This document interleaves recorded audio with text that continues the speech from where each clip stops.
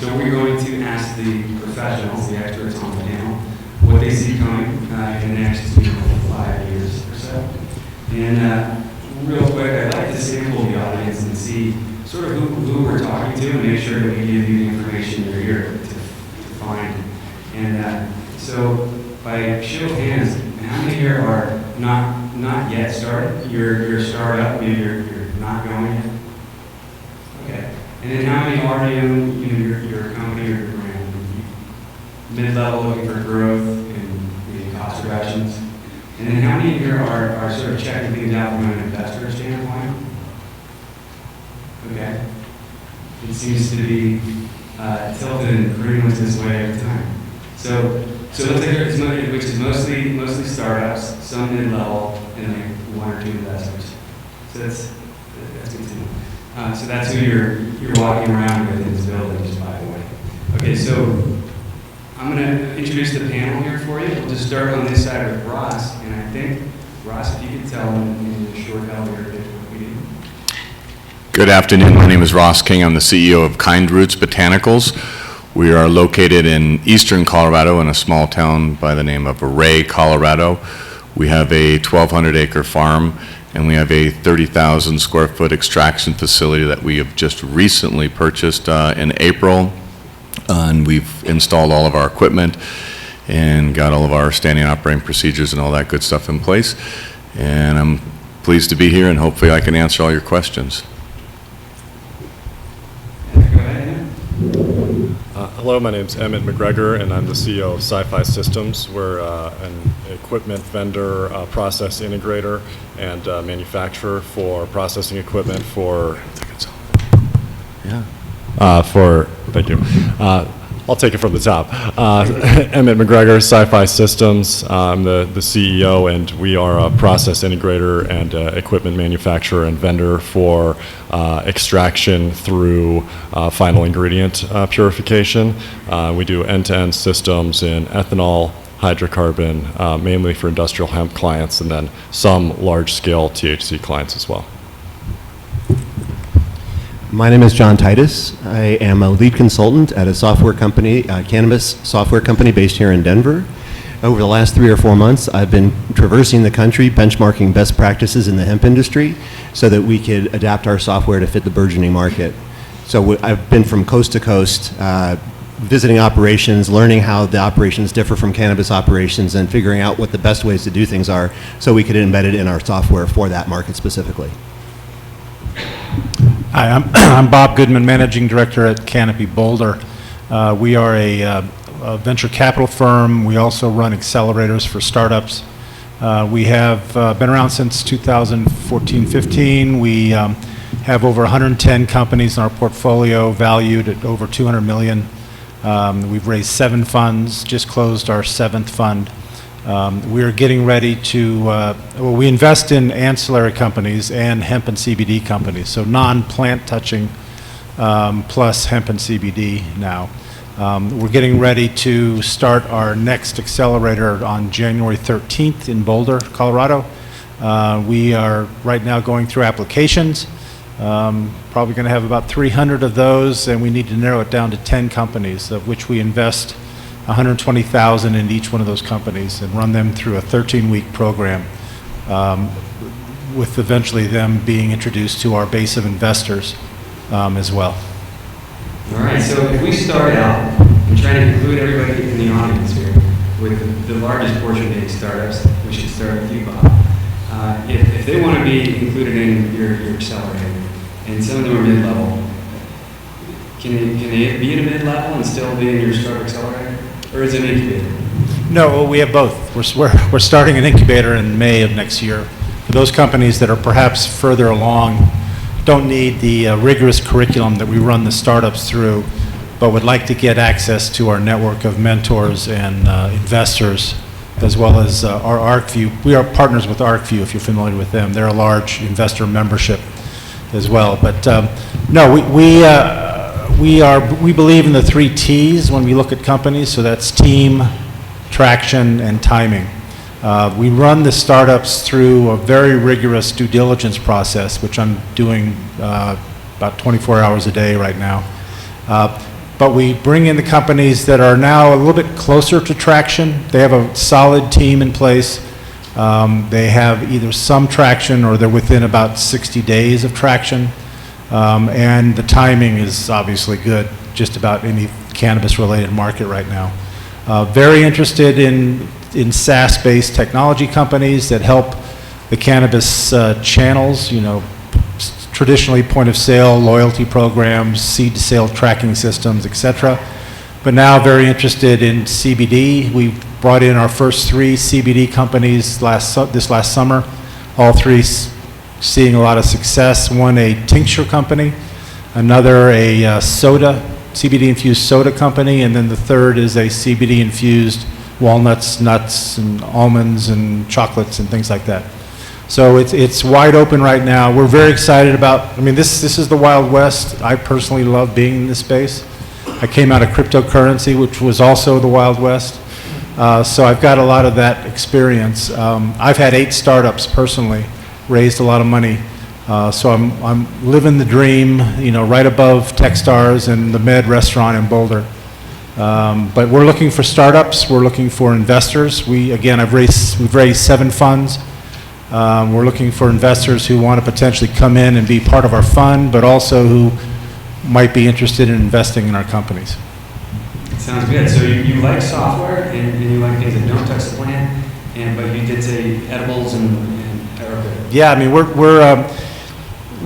we purposefully stayed kind of on, if you will, the legal side with the ancillary theme. So again, we don't invest in companies that touch the plant, but we do invest in the picks and shovel companies, the ones that are, you know, making the blue jeans for the gold miners, et cetera, because we believe that's an excellent space. And we have some very successful companies like BDS Analytics, Work, Banks, several that have really come through our program and seen great success. So if you don't touch the plant, but you perhaps are also in hemp and CBD, non-THC, we're very interested in talking with you.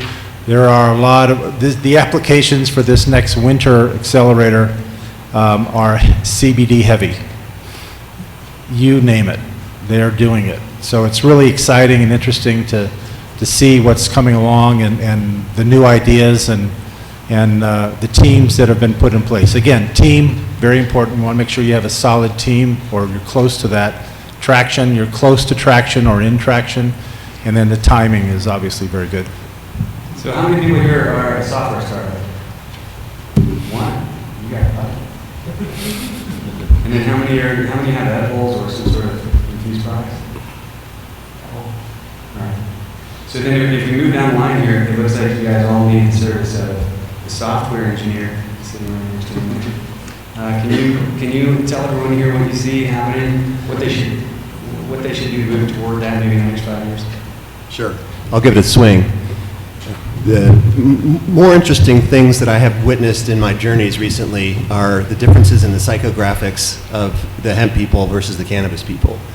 I have noticed that they are an entirely different lot. So, you know, they don't want to be plant touching, they don't want to be cannabis touching, and they tend to be a lot larger and with a lot more better funding. And in general, what I would characterize the industry as, I would say that the cannabis industry is and will remain in what I would call the mom and pop phase of its existence. Although it is growing and there are large players, it's held back by regulation and the lack of interstate competition. So in Oklahoma, for example, which is a place where I spent a lot of time, I don't know if y'all are familiar with Oklahoma as it relates to cannabis, but it is the only free market cannabis market on the planet, I'm pretty sure. So as an example, a license in Oklahoma for cannabis allows you to grow unlimited number of plants in any way, shape, or form that you want to, indoor, outdoor, whatever. There are no limitations. So Oklahoma is very much a mom and pop situation. A lot of people are just jumping into the game there. But what I've observed in the hemp business is they're coming at it from a lot different angle with a lot more money and a lot larger operations. So the way I describe it when I talk to people about it is that the hemp industry is largely skipping the mom and pop phase. I don't mean to no offense intended in that. What I'm observing are operations that are scaling to 100 million in sales in about 18 or 20 months. And that is a common theme throughout what I have seen. So again, my worldview may be jaded because I have a small slice of the universe, but I'm observing a very different modality. These companies are scaling extremely quickly. And so, for example, one that I'm working on here in Colorado they had a pilot harvest last year, and this year they're expecting about 5 million pounds of hemp. So the hemp market is developing more quickly with larger operations. Another interesting observation that I have made is there's a common form in this as well, which is the farmers cooperative. And so these large, powerful organizations are using existing farmers throughout the U.S., and so they're hedging geographically, like they would have an operation in, say, Kentucky, Colorado, Oregon.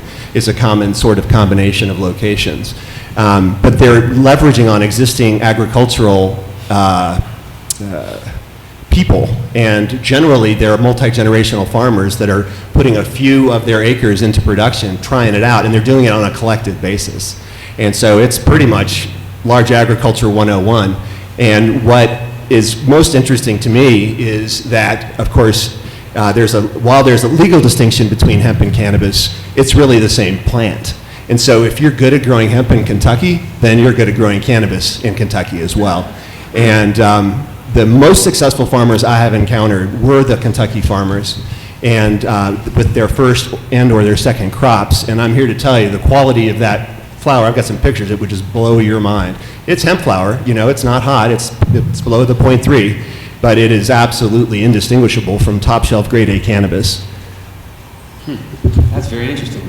So, did you say that you can grow an unlimited amount with a single license in Oklahoma? I did say that. And how hard is it to get your license in Oklahoma? It's a bit harder than it was. They put a 2-year residency requirement on it, but I got mine before it was that way. You have one. How many license holders are in Oklahoma? There are 4,000 in Oklahoma at present, and they're adding about 1,000 patients a day. Do you know how many license holders are in Colorado, for example, for comparison? The comparison I have is California, which had 4,500 to 5,000 at the beginning of this year, and it's gotten down to California's collapsing on the license front. The licenses the cultivation licenses in California this year have fallen from 5,000 to 2,500 in about 10 months. Nice. Okay, so now we're in the engineering realm. We move over here. Let's say if we want to start bundling you guys all together. If I give an example, we have, let's say, the founder out here in the audience has a team, and you like the background of the team, the chemical engineering on the team, and they have an extraction machine for CBD that is, right on the cutting edge of what the FDA may do, and they need a facility. How would you help them with that? Well, first off, Sci-Fi Systems doesn't actually deal with facility design, but what I can say is that we see a lot of the upsides and downsides of doing your facility design appropriately. So what I would say is have a realistic contracting expectation. A typical project in an industrial space, a 6-month timeline to complete facilities improvements is short, right? You really want to go from time of initiation of project to time of operation for at least 9 months at a minimum. A year is more reasonable. We do deal with industrial systems, so you're looking at HVAC, cooling water, steam boilers, electrical upgrades. Power is one of the most common holdups that we see for people. If you want to be going into an industrial facility with 480 volt 3-phase power with enough amps that you can grow into. So a lot of warehouses have maybe 200 amps of power, and that's not going to be sufficient for your hemp processing business. You really want to look 600 amps, 1200 amps, 1600 amps plus, depending on your scale. So that having an engineer that you're working with very closely from the very start of your project, and then having them work earlier rather than later, hand in hand with your equipment providers. In our case, we like to, have full project management meetings, months ahead of time. Basically right when you're buying your equipment, you should be having meetings between your engineers, your contractors, and your equipment providers, because it's a detailed process. You're erecting large equipment, and there's a lot of things to manage, and some of these pieces of the project are just inevitably going to take months to get right. So on the cutting edge for the next 3 to 5 years, it sounds like there's some really new, cool innovation happening in that space, and includes the software and needs large investments, I've seen. So what's, automated systems and cooling, just water, huge facilities that are all indoor now, probably some of the, I don't know, maybe some of the biggest indoor facilities that have happened. Maybe I'm wrong. Is there a way for that to tie into the software? Or what new innovations for the next 5 years, where should you be there? Absolutely. So I think automation is a big theme across the whole industry, especially in the processing space. We do develop systems that are integrated across multiple processes. You see computer control or PLC-based industrial controllers at each individual process. But we're starting for the first time to see real industrial plant control type systems come into the space. So what's called SCADA systems that are full plant automation and full plant data monitoring for all of your processes.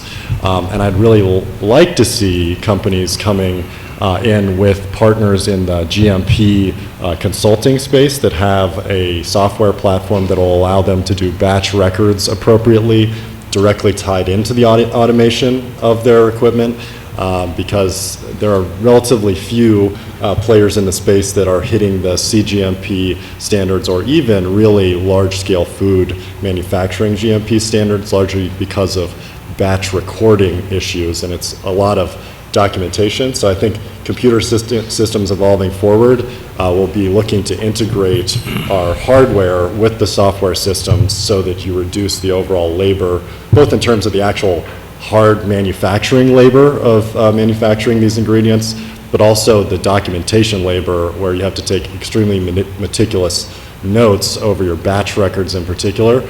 And I'm sure that we'll get some more thoughts on that from so I think with Ross, we'll pull out of the weeds now and tying this whole thing together with systems and processes and making it so that you can actually have operations manuals, training employees.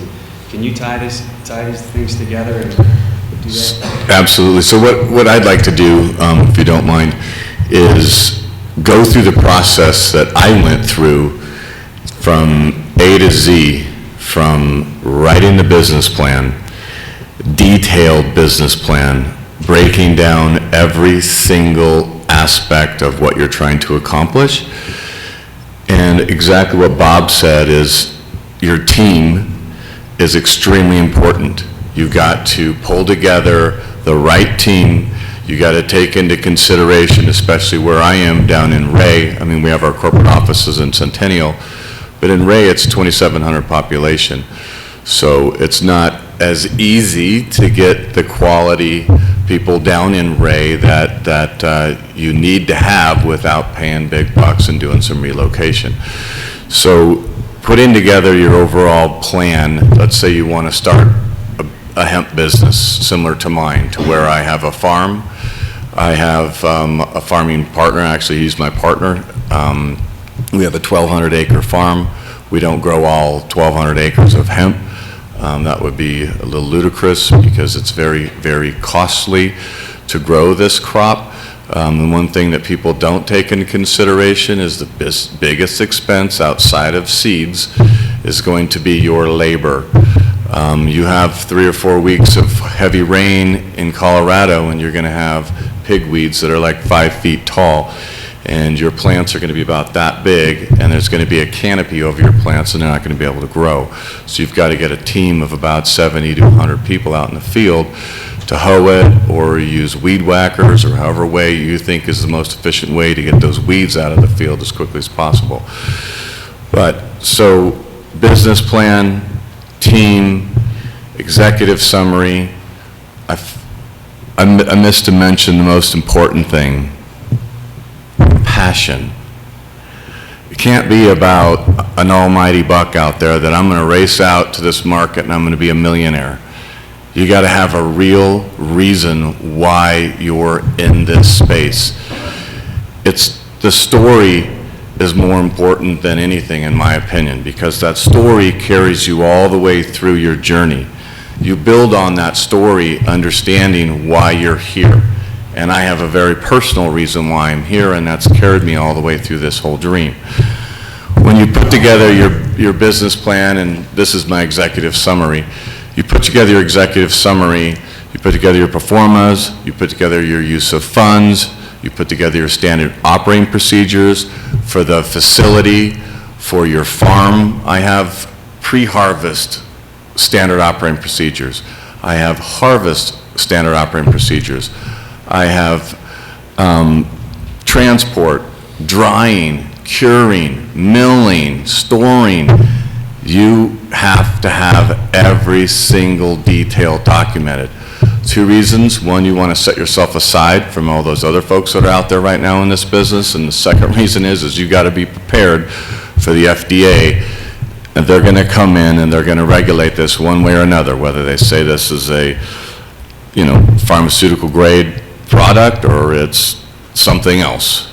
But you've got to make sure that you have all your ducks in a row from the very first day that you sit down and you say, okay, I'm going to build this, okay? Make sure that you have all of your quality control documents and everything at least conceptualized in your mind, and you've talked to the right consultants out there that know how to put all this stuff together, because it is a very, very detailed process. And talking about the equipment and trying to get your manufacturers in for your meetings with your engineers, sorry, but it's like pulling teeth, because this business is in such a huge, upswing. Those manufacturers are worried about selling their product, and the last thing they care about is you've already wrote your check. And you got to make sure that in your agreements with those manufacturers, you have penalties on the delivery dates, 10% if you're 15 days late, 15% if you're, 30 days late, or even more strict, because they're not going to be there. And I can guarantee you, I've got, freezer guys that still, they've got 3/4 of my freezer installed, and they're supposed to have been there yesterday, and they're supposed to be there today, and they're not. And it's very frustrating. So all these moving components, you have to have a real good feel for it. And if you don't have a really good team like Bob was talking about, this is going to go spiraling out of control, okay? And when you're going out for a capital raise, you got to understand that these guys on the other side of the table are, if you say you're in the cannabis space, they're going to expect you to come in with a really, really professional, detailed outline of what you're trying to accomplish, and you better have your entire team with you and all their credentials, because when Bob said they do due diligence, they do due diligence, and I'm telling you, a lot of it. And they want to know every single thing, why you did this and why you didn't do that, not only here, but in the past. Were you successful at that venture? And if not, why? Where did you fail? So if you guys are getting into this business, especially if you're here you think that you want to start a farm and start growing, okay? You've got to look at the number of acres that are in the ground today. The statistics say there's 80,000 acres in Colorado being grown, okay? So you're going to have a tsunami of hemp coming in. So what's going to happen with that tsunami of hemp coming in? Well, they don't know how to dry it, they don't know how to hang it, they don't have facilities to hang it in, and they don't have any extraction facilities to take it to. I ran into that years and years, year after year, because every time I'd finish drying my crop, I'd have, facilities say that they were going to be able to process it, and all of a sudden they're backlogged for 12 months, 8 months, and then you're out scrambling trying to find another facility. So make absolutely sure that you are working with the right people, honest people that, put, service beyond self, okay? I mean it. It's very important. We need to change this industry, and we need to have a very high degree of integrity. Sounds like you could have an entire master class on this. So if we go back up to 30,000 foot view, and we're trying to figure out the market size and growth opportunities. So I think it might be a good idea if we find some gaps in the market. I don't know if does anybody have you seem to have some input there. So let's actually maybe line it up like we're on startup to mid-size, and maybe we're going to invest in what we do over there later. Just the three kind of groups you're looking at. And I think if you maybe, if you're my advisor and I'm the founder, and we're going to try and use this panel and team of advisors to launch this concept and then to make sure we have the facilities and the farm all put together correctly in the next 10 minutes. Where would we go? Let's start with where's the gap in the market that we need to address? Yeah, the gap continues to be helping the channels of distribution do a better job. So that has to do with, again, seed to sale tracking, office operations. Blockchain is coming, whether you know it or not. It's coming for helping a lot of systems be able to track not only the products but also the sales. There are gaps in data, although there are a lot of companies coming up that are gathering data on the whole marketplace. One thing I wanted to mention is the hemp growing space. Although I'm only 29 years old, because I've had 8 startups, I look like I'm older. But I've seen over the years technologies move from the U.S. to China or Taiwan or Indonesia or Hong Kong or Singapore. This is going to move as well. We already know, Canopy Boulder, we already know because we've invested in a company in China that's growing hemp. Talk about a tsunami. Mm-hmm. China is going to hit this country like you have never seen before with supply. So it's going to make a big, big difference. And again, I've seen it happen on computers. I've seen it happen on televisions. I've seen it happen on cell phones. I've seen it happen on memory devices. It all goes to the Far East. So just be aware when you're developing your business solution of competition that exists and competition that's coming. You know, we always ask the startup in the application process, why will you win? And you really need to have a good answer. And it may be a combination of things. Team, maybe there's some IP involved, which would be great, although that's very rare. Certainly timing. In the CBD space, and we haven't talked about numbers yet, but CBD business potential is, I don't know, depending on what you read, it's between $1 billion today to maybe $2 or $3 billion today for CBD, growing to $24 billion or $25 billion by 2024. So the compound annual growth rate is ridiculous. It's anywhere between 30%, 60%. I've seen 100%, some quotes. So the market timing is excellent. I think I probably said that 3 times now. But what we look for are people who have backgrounds in either startups. They've done a startup before, whether it's successful or not. It'd be great to be successful, but failing is also a good learning experience. I'm batting about 500 right now on my startups. So we look for the team again. Expertise, background, maybe has done a startup before, knowledgeable in the space, and has been able to perhaps put together a solution that is, again, close to traction. But the market potential that we're in right now is enormous. Last night I had, Backyard Soda, which is a CBD-infused soda with my A Boring Life Walnuts and Almonds, which is a CBD-infused product, both portfolio companies of ours. This morning, I had my 6 Degrees Wellness tincture, which is a CBD tincture that, again, in our portfolio company.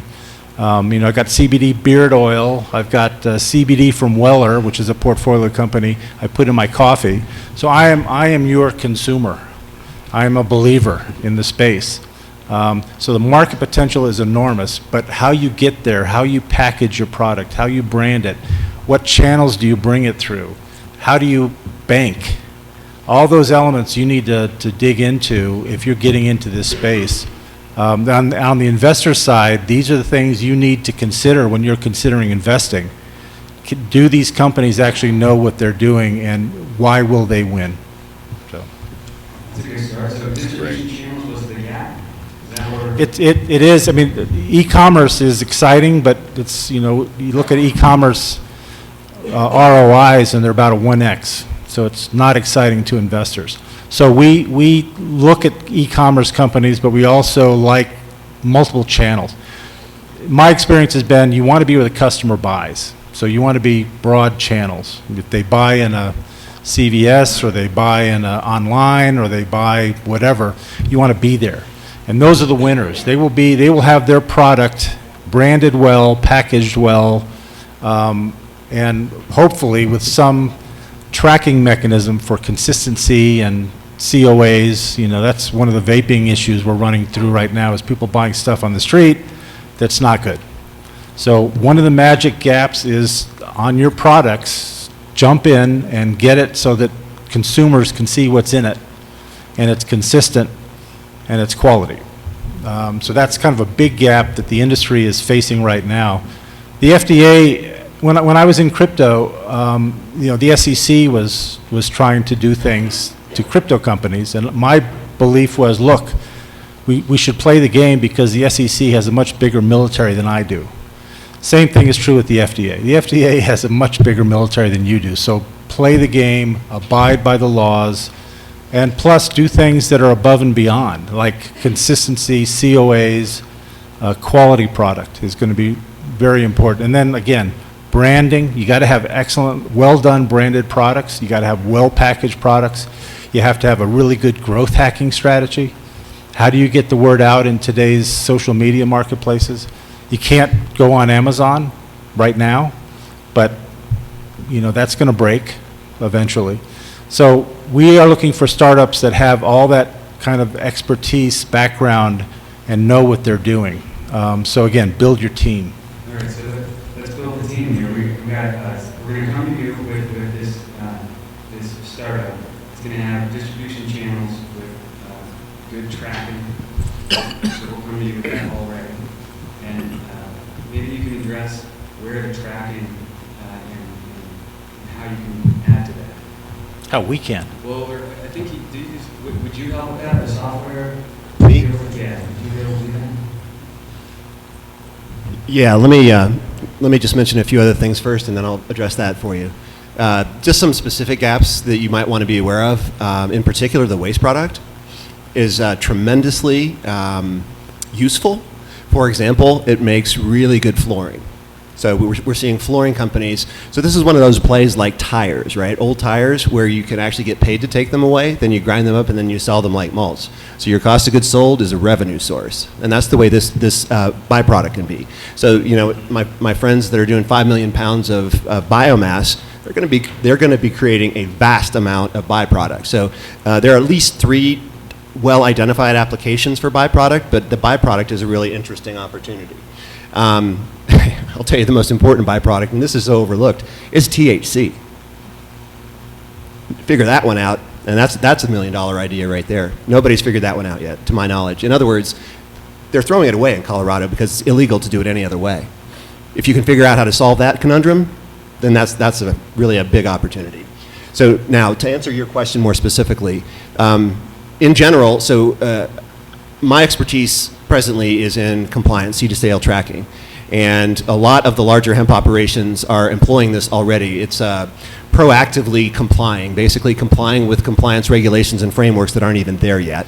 So they are putting that in, but I'm here to tell you that the software is fragmented.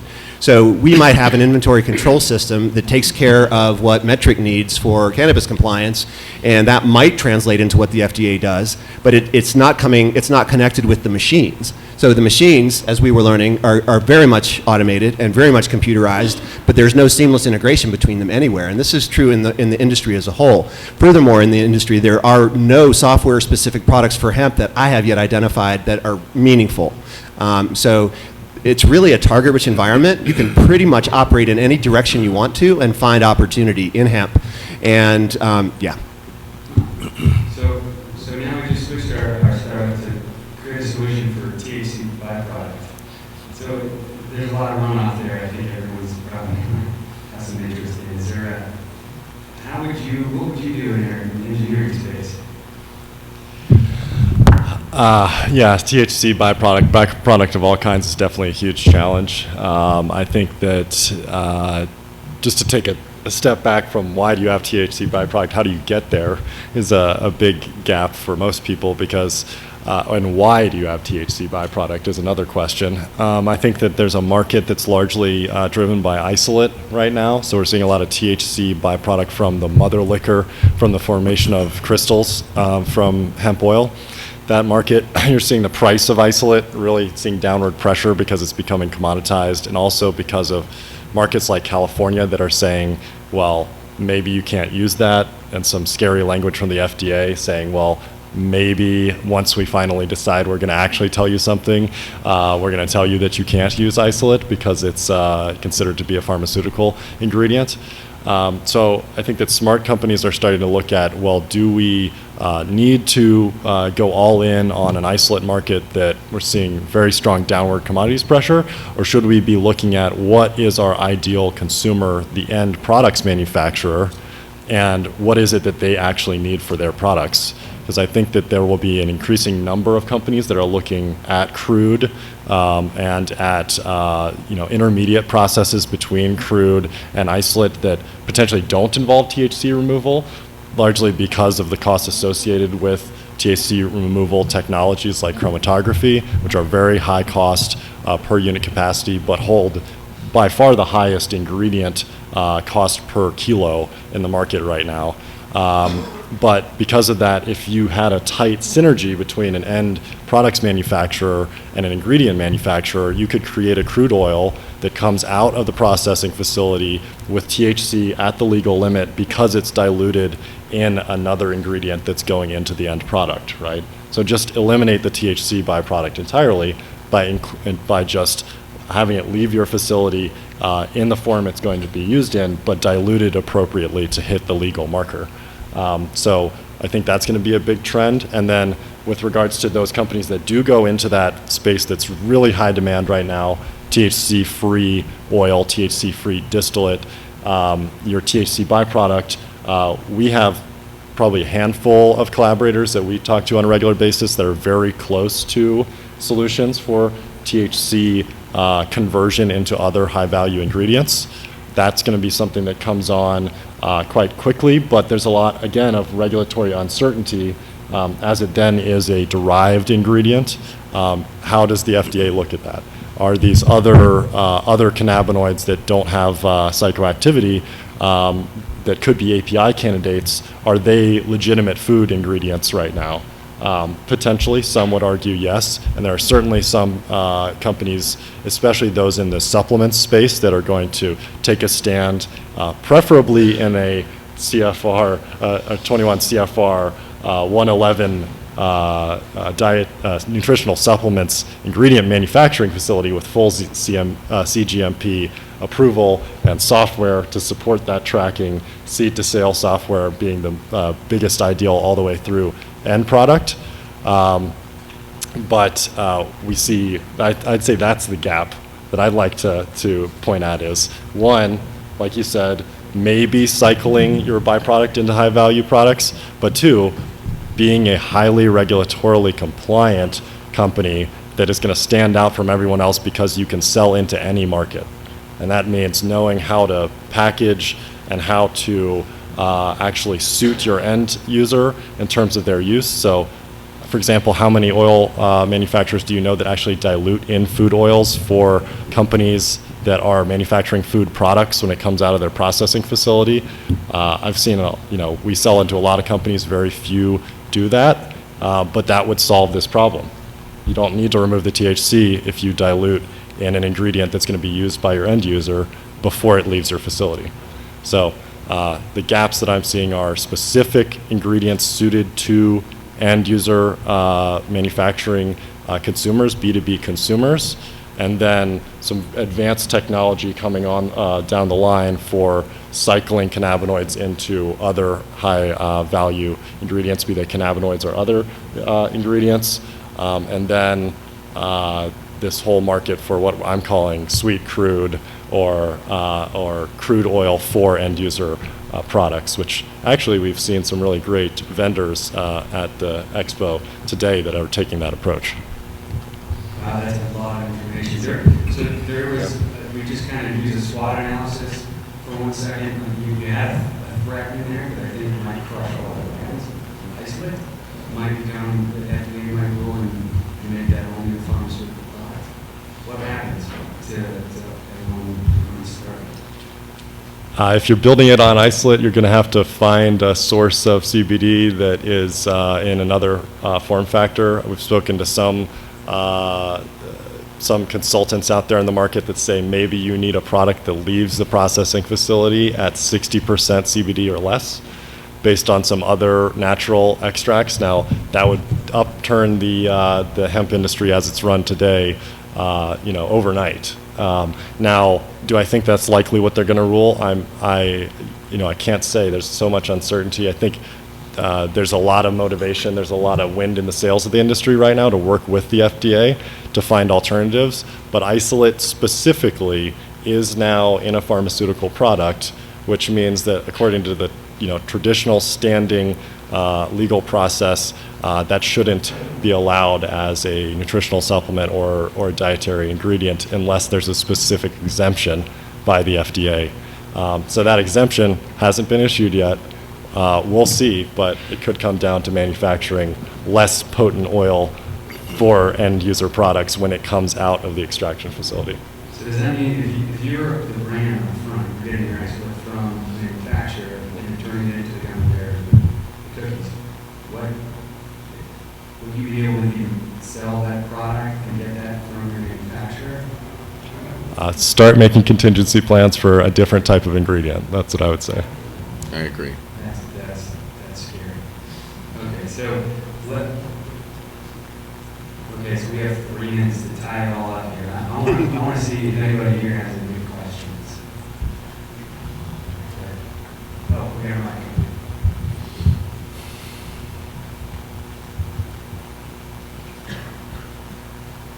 So you mentioned that the FDA is going to be potentially ruling on CBD isolate as a pharmaceutical drug, not a food additive or something like that. I was wondering if you had any insights regarding the minor cannabinoids and their form in an isolate, like CBG or CBN isolate, for example, how this ruling could affect that. So the FDA has already issued approval for CBD to be used in Epidiolex, and I believe they're already far enough along with Sativex as well that CBD is a pharmaceutical. It's already happened. The ruling that is yet to be made is, does that standard protection for pharmaceutical APIs that would typically be applied, therefore preventing it being used in nutritional supplement products and food products, are they going to make a non-standard ruling for the hemp industry specifically to allow the use of isolate in other products?